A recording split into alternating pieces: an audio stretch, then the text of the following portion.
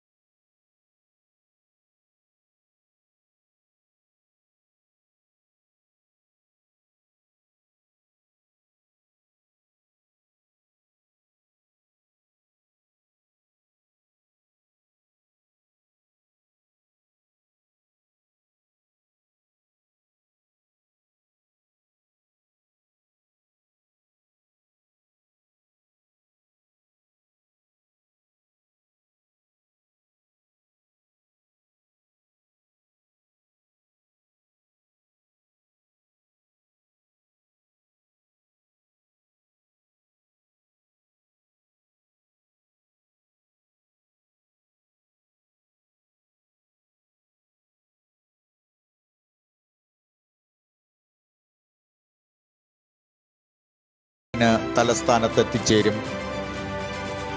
ശ്രീ പത്മനാഭസ്വാമി ക്ഷേത്രത്തിൽ ദർശന സമയം കൂട്ടി തിരക്ക് കുറയ്ക്കാനുള്ള ആലോചനയിൽ അധികാരികൾ. തന്ത്രിയുടെ അഭിപ്രായം കേട്ടതിനു ശേഷം പുതിയ നിർദ്ദേശത്തിന്മേൽ തീരുമാനമെടുക്കും. വിവാദങ്ങളിൽപ്പെട്ട MLA രാഹുൽ മാങ്കൂട്ടത്തിൽ ഇന്നലെ പുലർച്ചെ ശബരിമലയിലെത്തി. അതിരാവിലെയുള്ള നിർമാല്യ ദർശനം നടത്തി മടങ്ങി. കോട്ടയം റെയിൽപാതയിൽ നാളെ ട്രെയിൻ നിയന്ത്രണമെന്ന് റെയിൽവേ അറിയിച്ചു. കൊടൂരാറിന് കുറുകെയുള്ള പാലത്തിൽ അറ്റകുറ്റപ്പണികൾ നടക്കുന്നതിനാലാണ് ഈ ക്രമീകരണം. ചില ട്രെയിനുകൾ നാളെ ആലപ്പുഴ വഴി തിരിച്ചുവിടും. ചിലത് യാത്ര ഇടയ്ക്ക് വച്ച് അവസാനിപ്പിക്കും.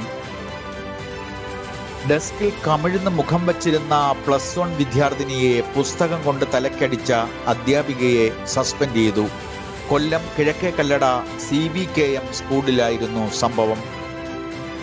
ഏഷ്യാകപ്പ് 2020 ക്രിക്കറ്റിൽ ഇന്ത്യ ഒമാൻ മത്സരം ഇന്ന് രാത്രി 8 മണിക്ക് അബുദാബി ഷെയ്ഖ് സയ്യിദ് സ്റ്റേഡിയത്തിലാണ് മത്സരം നടക്കുക.